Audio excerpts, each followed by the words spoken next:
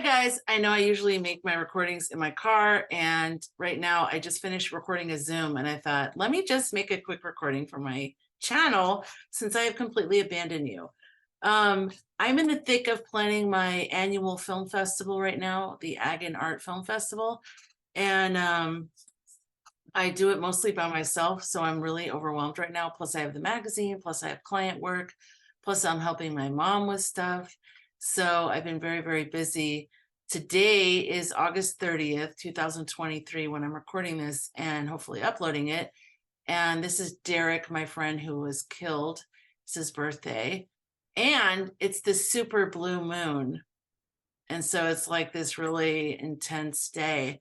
But I feel like I usually feel things right before, like the significant astrological thing. I feel it leading up to it, and then it feels like on the day of, that's when I start to feel better. I'm like, okay, it's almost like I can feel the building of it, and then it's like, okay. So I'm feeling okay right now, but I've been feeling very, just stressed out because it's the festival and everything. But yeah, so I want to talk to you about the festival, and I want to talk to you about the planning of the festival and just give you a little insight. So this is the 5th year, and it's in Northern California in a town called Vacaville, which is in between Sacramento and Napa. And I screen films from all over the world that have like agriculture or farming theme or art or artists or just the process of art, or a documentary about an artist or something like that. So art is kind of a little bit more broad. I could kind of put anything into art because technically a film is art, so it can be about anything. So yeah, I'm filming films, and I'm screening films. I'm not filming films. And one of the films that I am screening in the festival is my own film, which I thought I would never do that. It's not part of the competition. It's like an evening thing. It's a special event.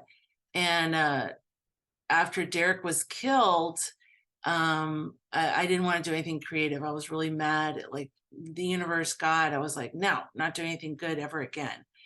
And then I kind of felt like I wanted to do something creative, and I had this idea to do this film. And the way that I saw it was I just wanted to film people. I didn't want to think about distribution and like, where will it live? I was like, no, I'm just learning how to walk again in this whole thing. I'm not putting pressure on myself. So I really just wanted to set up a camera and film artists working, and then for about an hour, and then afterwards mic them, and then record their questions, and then play their questions over them working. So they didn't know what the questions were while I was filming them. I picked 10 subjects and 10 people I didn't really know. That some people I knew, but some people I didn't know at all. And they all said yes without even understanding exactly what the project was, because I didn't know what the project was yet. And my hair looks special, especially with this background filter thing. But anyways, so I went to their house and I set up 2 cameras and I filmed them. And they didn't know what's going to happen. I didn't know what's going to happen. It's total cinema verite, because I had no idea what they were going to do. A lot of times they just get up and start walking into another room. So I'd try to grab one of the cameras and just kind of walk with them. Sometimes I'd try to get more artistic and kind of zoom in on something and, get a better shot. And sometimes I'm just filming them. But anyway, so when I filmed the 10th person, this was in 2013 and then early 2014. And when I filmed the 10th person, my brother died unexpectedly. I just finished the 10th person, and it took me a long time to finish that film. I finally did, and for the film, because it's supposed to be a docuseries, and I would do like 2 subjects per series. And this one's called Soul Providers Los Angeles, and I want to do a whole other, series of different groupings of different people. So I filmed 10 people. And then for the film, I picked 5 people. And so that was the feature film. And I got into the Valley Film Festival, which is in North Hollywood, in 2019, which is also the year that my festival kicked off. And their festival was right after my festival. So I had this huge film festival. I've never done a film festival before. I created this film festival. And then right after that, went to Southern California in LA and screened my film, Soul Providers, and some of the subjects were there. So they were able to go up and do a Q&A. I was so scared that I don't feel like I was even really present. I was terrified. Like everything in me felt so scared and like, I can't describe it, but it just felt so vulnerable. Like, wow, people are looking inside of it. Because I'm like, it's not that great. It was just a film that I made when I was like, I feel like I had to describe it to everyone. And, you know, now that I've had a film festival for 5 years, there's all kinds of films out there. You don't have to describe anything. Just put yourself out there, and you never know, people might resonate with it. So you never know why they would resonate with it. Like I have films in the festival. I'm sure the festival people everyone's like, wow, okay, you know, but to me, it feels right. So, and also I've gotten a lot of feedback from participants saying that they love my programming from beginning to end. And that's what I really pride myself on, is the program, from the kickoff party to the awards dinner. I want it to feel like this whole experience and it to be really positive. So it's not always about the individual film. Matter of fact, it rarely is. It's always about how it all flows together. But then also it is about the individual film, because you're promoting each film too. So some people get passes, and so the festival pass, so they come for the whole thing. And some people just come for a specific movie that they really want to watch, and they just buy an individual ticket. I'm going to include links below if you're interested in checking all this stuff out, or if you're near the area and you want to come in town. There's a really nice hotel in town within walking distance of downtown. Just rebranded. It was a Hampton Inn, now it's a Sonesta. It's nice. And the rooms are like, I think they're like $129 a night, which is really good considering you get like a free breakfast in the morning, and it's really nice. I think you'll like it. Anyways, so what was I saying? So yeah, so I screened the film. And so now this year, it's like a full circle moment for me, because I had relocated to Vacaville to heal from the trauma and everything. And so now I'm screening the film there that I made after all of this. And also right after the screening is a panel called The Importance of Art. And Dapo is in the panel. And a girl, Angela Arteritano, she has a film in the festival this year. She had a film in the festival last year. And then also an artist by the name of Renee Converse. So they're all on the panel, and I'm moderating it, and I get to talk about art, which is what I love to talk about, what the inspiration is, what keeps you going through your dark days. Did you have support with your creativity or with your creative career? If so, what was it? If not, how did you navigate those waters without it? Stuff like that. So it's going to be a good thing, the piano. If you have any questions you think I should ask artists that you think people would be interested in, or you would be interested in if you came, will you put them in the comments below? Because I would love to include your questions. I'll even say it's from YouTube, if you want me to. This chair is so squeaky. What the heck? So I also have another panel called, well, it's a farm panel, because I'm doing short international farm films on Saturday morning. And then I have 3 local farmers who are going to be on a panel just to discuss farming. I'm moderating that one as well. And that one also, we have a special guest. Her name is Indy, and she's the host of a Nat Geo show called Farm Dreams. And actually somebody sent it to me, and I'm like, Farm and Dreams? Because this whole ag thing is kind of a new thing for me since post all the deaths. And I went up to Vacaville and I started getting to know all the farmers out there. I started doing marketing with them. And so then I started understanding that. So that's how it's ag and art. So now I understand the importance of farming and farms and what's happening with that, and how, you know, I do not want factory farming to be the only farming choice we have. So and I hope you don't either. And we need to help farmers. We need to support them, individual small farmers. And that's what the film festival, half of it, is all about.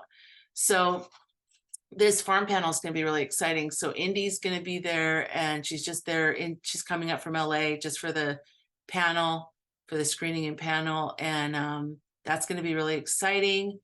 And then we also have, I thought we had 3 panels. We do. We have another one. Wait. Winemakers. Sorry. Winemakers is Saturday. The farmers are Friday. So the art panel is Thursday evening, and the screening of my film. And then Friday morning is the farm films and farm panel. And then there's another, there's films, you'll see the schedule if you go to the website. And then Saturday morning is a winemaker panel. So I'm screening some wine films and what's happening there. Okay. I'm screening some wine films, and then we're going to do a panel with local winemakers, and the filmmakers are coming from San Luis Obispo, who are really involved in like the wine agriculture world out there, and the filmmakers always making wine films about all of them. He's been in the festival before, so that'll be a very interesting panel. And then afterwards, for the VIP pass holders, or if you want to purchase this event, a ticket to the event at the Vacaville Museum, which is just walking distance from the theater, they have an exhibit launching about the history of winemaking in the region. And so we partnered up early and we're like, we got to do something together. So they're launching their exhibit that weekend. So that right after the screening and panel at 12:30, we're going to do the winemaker reception there. So the winemakers will be there. They'll be pouring their wine. And then we have someone coming doing the catering with meatballs and charcuterie and cannolis. And then that's just going to be a great experience. It's going to be like, because that's the thing last year and all the years really.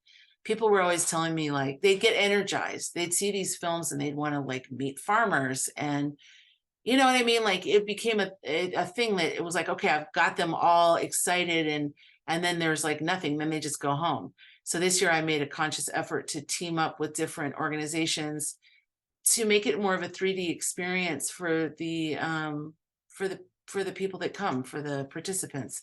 So yeah, so that session's going to be really great. And then we have a kickoff party on Wednesday night, and then we have our awards dinner on Sunday night, which is like a true farm to table dinner. The restaurant is closed that night, but she opens it for me and the festival, and it's just like a farm to table. She always sources local farmers, and she's just really great. And we have a wine sponsor this year, Gilpin Estate Wines. So they are providing the wine for the mixers. Oh, we have one more mixer, which is, I'm like all over the map. I just go to the website and you'll see a congruent thing. But we have an art and wine mixer. I like to mix in these little moments of socialization. I really wanted to do it at the theater, but they're like very strict about what happens there. And I think it's a missed opportunity for them, because if you just give a space, especially during a film festival, to like have these little moments, people can take a breather, they can network. That's a huge reason why filmmakers come to film festivals a lot of times.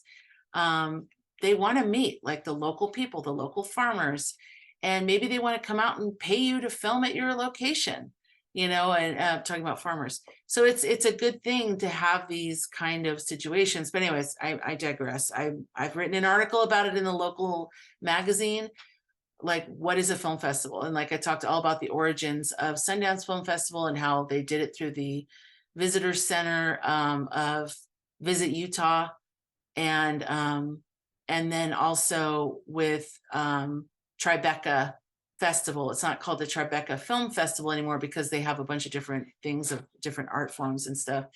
But the origins of these are like to get people to come into town, and the town can make a lot of money. And it's just a great thing all the way around. But not everybody sees that vision. That's all I want to say about that part. But it's like this is the 5th year and I'm still trying to like sell it to the same people. And I'm like, didn't you read my article? So I don't know. Some people don't see your vision. And I just want to say that happens to me all the time. And I have to just keep going. And a lot of times people at the festival, the attendees will come and go, they'll come up to me and go, this is amazing. I can't believe you did this. I loved every single film. I was crying through all these. I feel like this is the most important step. Everybody should be here. This theater should be sold out. And I'm like, amen, sister, tell your friends.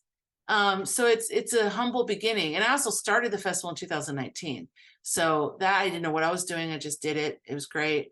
And then 2020, hello, COVID, and a fire ripped through the town where the film festival is held, even where I was living at the time.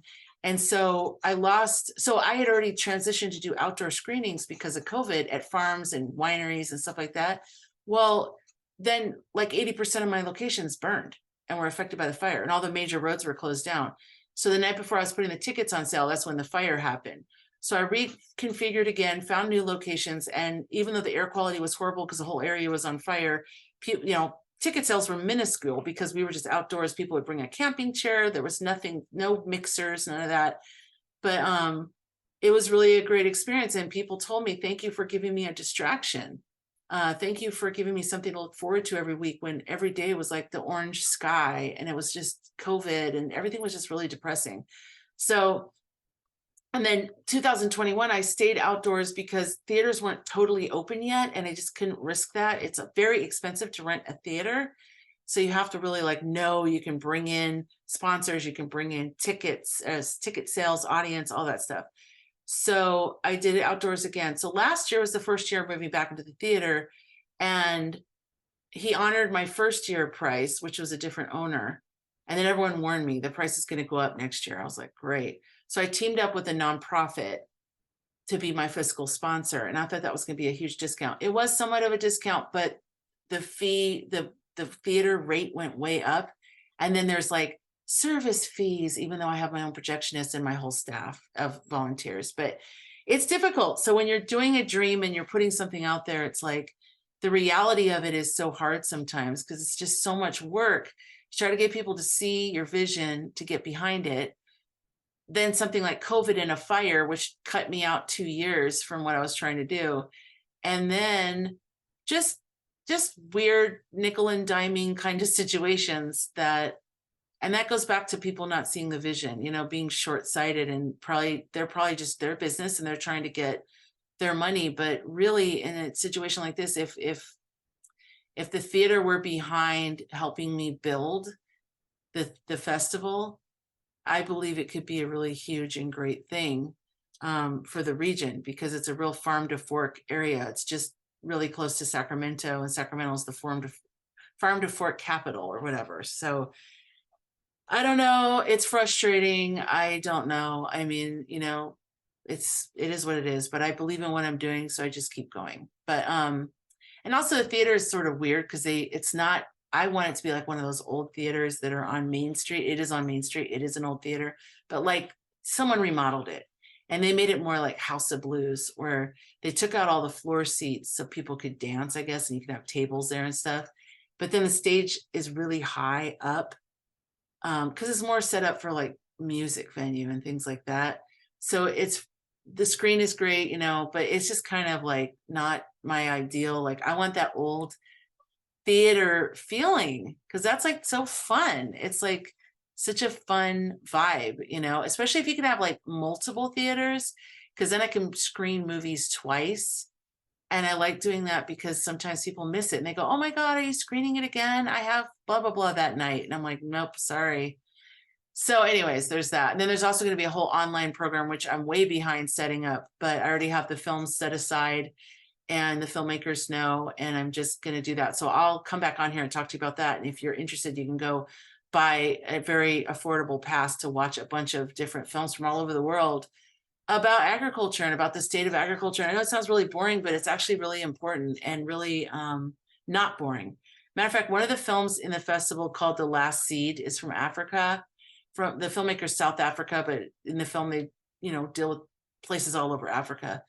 And it's so beautifully shot. I love the way it's shot and the music, but then the information is so important about the status of seeds and what's happening with seeds. And this is not something the average person thinks about until it becomes a major problem.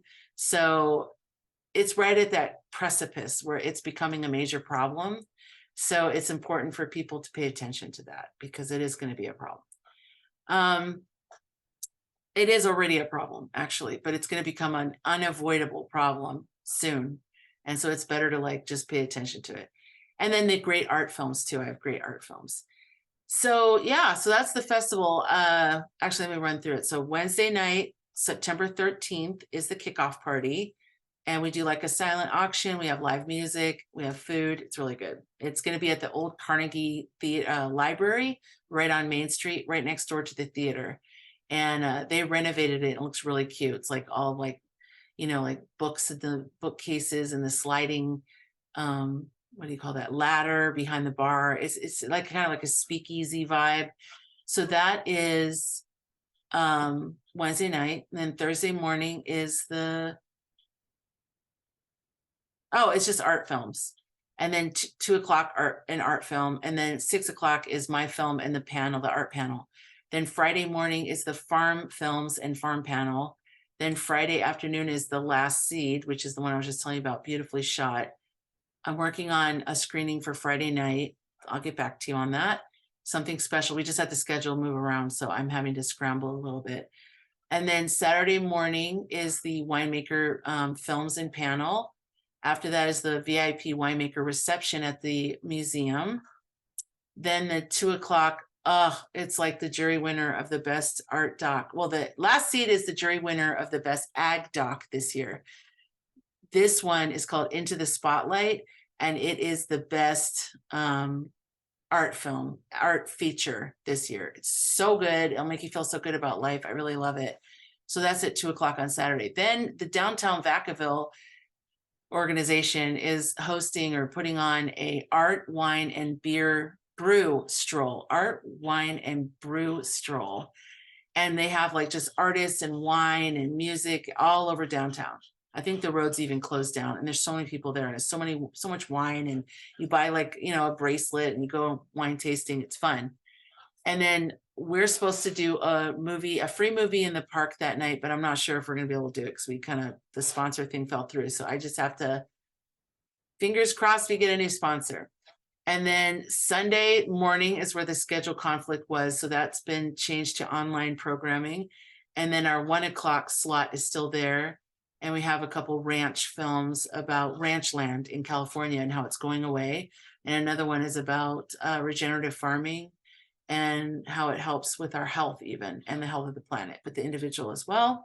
And then at night, we have our Farm to Table award dinner, which we really I used to just do it in Town Square. And then this restaurant's right on the edge of Town Square, and they were the caterer. But there were so many factors because I didn't like block it off and rent it out and, do all that stuff. So we moved in last year because it was raining. And then I just asked her this year, I'm like, can we move in again? And she goes, yeah. So it's great to be an inside because it feels very cozy. And I've hired a Brazilian guitar player, and he's really great. And I saw him at another event, and he's just going to sing and play music, and people are going to just eat a delicious dinner. And then I go up and make some announcements about which films won what. And then that's it. And then we just enjoy ourselves and have an incredible dinner. And then that's it. So what else? So that's it. So I'm really going to be doing that for the next few weeks, 2 weeks. It's coming up. It's August 30th. Yeah, it's coming up in like 2 weeks. I'm freaking out. So yeah, that's all that's going on with me. And I've been wanting to do like a series or like where I go through the process of what I'm doing, like in terms of print ads, marketing materials like posters, postcards, A-frame posters, banners.